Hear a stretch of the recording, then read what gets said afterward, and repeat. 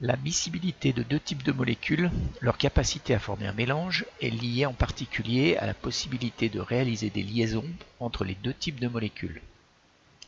Des molécules pouvant se lier sont miscibles, des molécules ne pouvant pas se lier ne sont pas miscibles. Ainsi, l'eau, constituant principal du vinaigre, est formée d'atomes d'oxygène et d'hydrogène.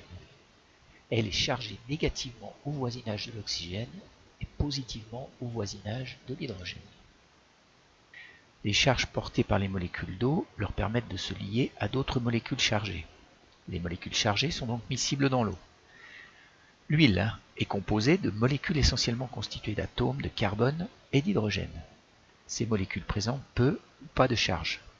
Elles sont miscibles entre elles, mais pas avec les molécules chargées.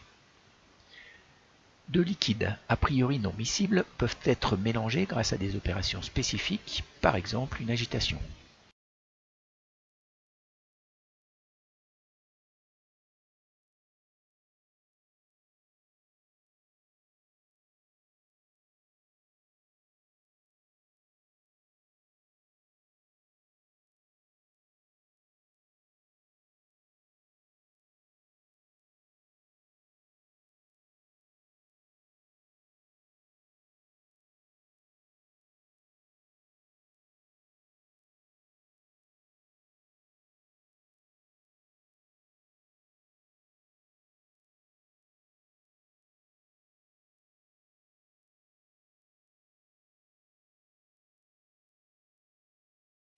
Le mélange provoque la formation de gouttelettes d'un des deux liquides, l'huile dans notre cas, dispersée dans l'autre liquide, le vinaigre dans notre cas.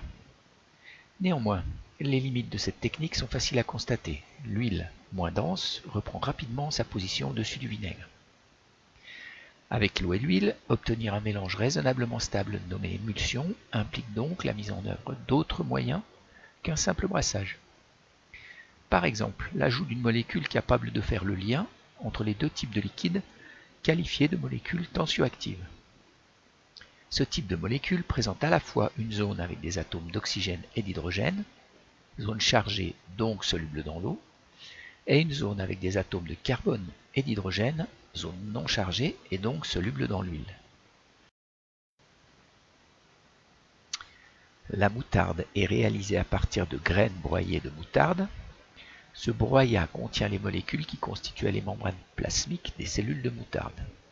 Ces molécules constituant les membranes plasmiques sont des phospholipides et ont des propriétés tensioactives. La zone comportant des atomes de phosphore et d'oxygène est chargée, donc soluble dans l'eau. Le reste de la molécule ne l'est pas, donc soluble dans l'huile.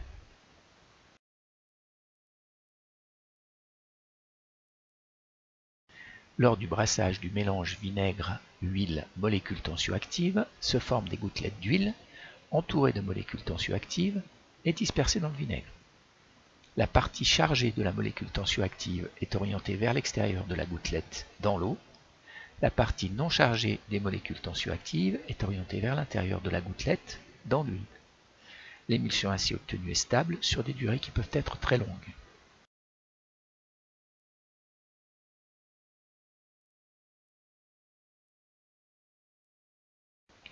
Les propriétés des molécules tensioactives sont utilisées en cuisine.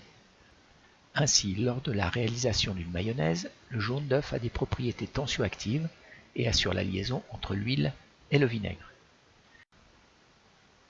Ainsi, lors de la réalisation d'une vinaigrette, la moutarde a des propriétés tensioactives et assure la liaison entre l'huile et le vinaigre. Ainsi, lors du nettoyage de la vaisselle, un nettoyage à l'eau seule ne peut enlever les graisses, insolubles dans l'eau. Le liquide vaisselle contient donc des molécules tensioactives nécessaires pour rendre les graisses solubles dans l'eau de nettoyage.